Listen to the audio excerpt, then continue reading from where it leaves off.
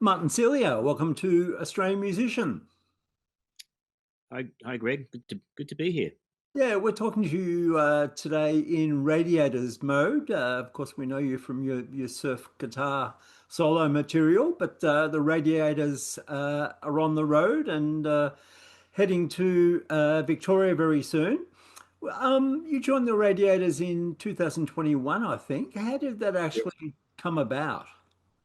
Well, it came about because post COVID, I got the phone call, and it was basically if this comes up, if the opening as a guitar player, the Radiators comes up, would you be interested? And I knew the guys from being on the road because I was with Mentals and anything for quite a few years, and we used to cross paths often. So I said to the guy, "Yeah, great guys, yeah, be great to do." So I got the call, "Would you like to come on and play in the band?" It was really that simple, Yeah. and then I just started learning the songs. Yeah. Do you remember when you first heard the Radiators on the radio or at a gig? I do. I was living in Perth, Western Australia, and I would have heard "Coming Home" on the radio back then. That was the big song over there. That would have been 1980ish, 81, early 80s. Yeah. Of Um, course, Countdown. I saw them on Countdown many times. yeah. You've been playing New South Wales and about to head to Victoria. I think your first gig's June 20 This is Friday. in Victoria. The band has just released a remastered version of Radiology, a complete anthology of the band. I guess it's nice to have an album to tour behind and have something new in the merch stand.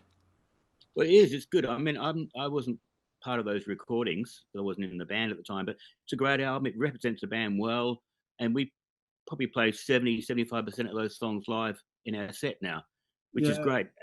People have been loving it. We just come back from we did Brisbane, Gold Coast, Armidale, and Tuncurry last week.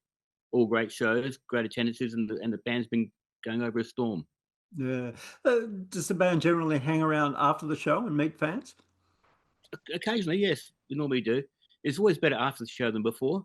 Yeah. Once before you can relax a bit. But yeah, often we'll talk to people and sign autographs and things like that, and t-shirts and whatever. Yeah. You've been in many bands, Mental as Anything and the Atlantics. Do Radiators fans differ from other bands, fans that you played with? They definitely do. Radiators fans, some of them have been there from day one. It happened with the other bands too, but the Radiators, as our manager says, Rad's fans are rusted on. I think that's how he put it, and they certainly are. They're just there for life. And you see a lot of the gigs. There's a lot of history there when you see the audience, and also young people coming now too. People that grew up listening to their parents' record collections. Like on last Sunday at Tuncurry, there's quite a few younger people there. We're noticing that, which is great. It keeps the flame going and keeps the music alive. Yeah. Do you think the band's sound has changed at all since you joined? I mean, your sound is traditionally fairly clean, and the Rad sound is a little bit more grungier or dirtier. Do you think you've had any sonic effect on the band? It's hard to know for me personally. You have to ask our sound guy or someone like that. But I think I'm more like Fez, the original guitar player, probably more in that style, more traditional. But when I started playing guitar, well, I started off doing the really clean instrumental stuff, and then, by 1980, I was doing the sort of punky, sort of grungy stuff of the day. So it's like going back to my teenage years, really, and playing a bit like that. But I like to keep the definition in the sound when I play. I like to hear every note, and I don't like to have it compressed and distorted like some people do. I don't think that works well. And we play as a three-piece mostly. We have a singer who plays guitar, Brian, but mostly it's just guitar, bass, and drums. So I like to keep a good, solid, clean sound. Yeah. So what's the stage rig with the Rads? With the Rads, I'm using two Vox AC30 amps from the 60s, which I've had for a long time, two of those.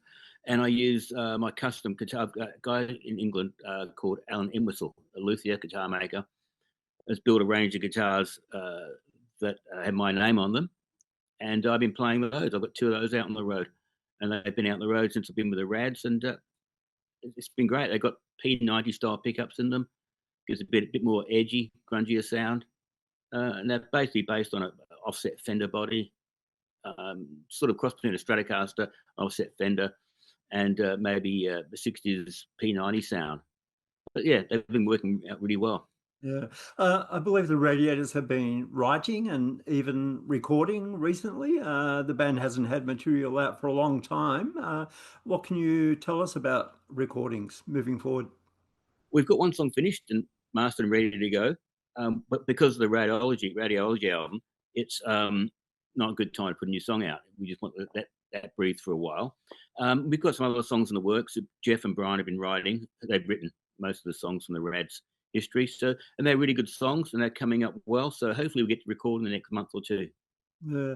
Do you have your own favorite Radiator songs you like to play? It varies. A song called One Touch, which I think we're putting back in the set this week because it's on the new album. It varies from time to time. The thing about Radiator songs, when I started learning them, they're all different. It's a bit like mental as anything. Every song was slightly different. No two songs the same. Same with the Radiators. Every song's slightly it's different. There's no two songs the same. So it depends on the night, and how your mood is. But they're all good. I don't have. There's nothing I don't like playing. Yeah. Where you at with solo recordings? Do you have something in the works at the moment? Yes, I do. I've been working on a total opposite to what the Radios are, on a jazz. I call it a cocktail album, like a jazzy sort of Latin album, which I've got all the songs written for. I've got 19 songs almost finished recording, and I just need to whittle that down to about 14 to make an album out of it. And I'll pick my time when to release that, maybe later in the year. But it's going to be more laid back because often the albums I do are not background music, and I want to do something that's a bit more backgroundy, if you know, something you can put on over dinner. Yeah. So So, that's where I'm up to at the moment. so I imagine you have a home studio. Yeah, I've got a studio. I'm actually in it now. It's more than a home studio. Yeah, Yeah. So what's the setup there? What sort of gear do you have?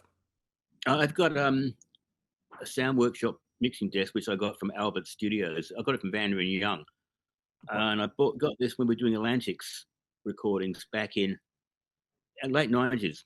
And the reason I got the desk was, apart from being from Albert's and the quality is always good, we used to go and hire recording studios and record, and the only way we could listen to tapes was go back and hire a studio. This when the studios were very expensive. Listen to the tapes, put them on cassette, go back and rework them. So by having that, we bought the desk and we bought a 24-track tape machine.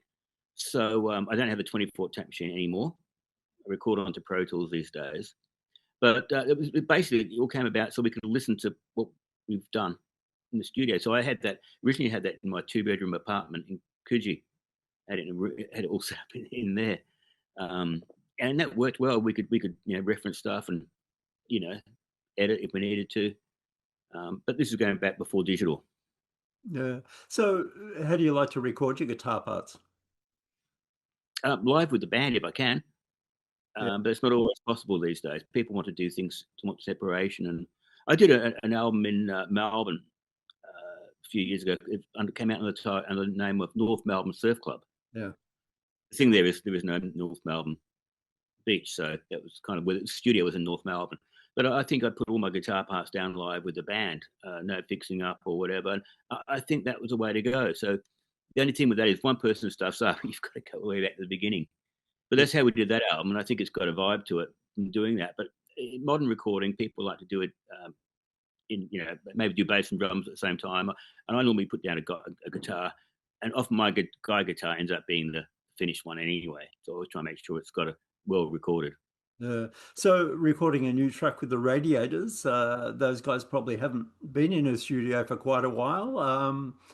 How was the studio experience with that band? Well, we've got good.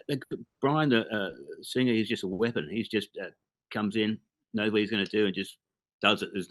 There's no tuning, there's no editing, nothing. It's just done in one go. Same with everybody, really. Everyone just comes in. They've all got the history and the heritage and the knowledge to be able to do that. And so generally, it doesn't take long Yeah. once we decide what we're doing. Last time we spoke was at the Hank Marvin Gypsy Jazz gig. Yes. at the Memo Music Hall, and you dedicated an EP to the Shadows, Shadowlands.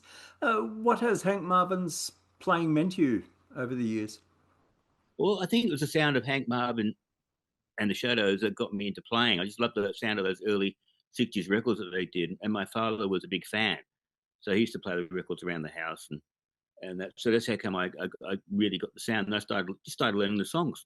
Great melodies, great tune, great rhythm, great melodies. So I just started learning the songs. So I know a lot of, a lot of the Hank Marvin's background musically. And then I met him a number of times now, and it's always we always have a good chat. And I think I approach it differently to other people because I've got musical background, I guess, to know what his history is. But Hank Marvin, yeah, probably the biggest influence, I'd say. Yeah. Your current solo recording is Here Comes the Sun, dedicated Yes. to the Beatles. Have you ever met a Beatle?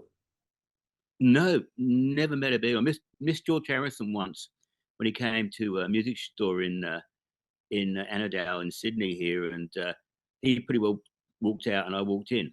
It was a vintage guitar shop, so I missed out by a little bit. Same day, but wrong. Yeah, so apparently he was very friendly and great person. So no, never met a Beatle. Yeah. You spoke about this laid back album that you're thinking of releasing soon. Any other bucket list projects you want to get to one day? I'm not sure yet. I'd like to see the Radiators recordings come to fruition. That'd be great. That's sort of the immediate thing. I thought I'd just do this a jazzy type. I call it jazzy type album. Uh, to me, that's more of a personal goal than a commercial goal, if you know what I mean. But I'll probably do another. Keep doing what I do. Maybe another surf album, something like that. The music seems to be timeless. Well, it's just dated as much as it's going to date now. I think so. I think we're still the market there. So I'll keep doing it. Yeah. So, for anyone who hasn't been to a Radiators show before, why should they come down and check out the band? For a number of reasons. It's a brilliant live band. Band gives it everything, every gig.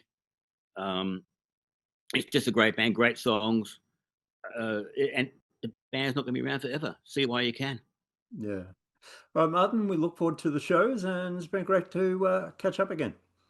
Pleasure, Greg. Thank you.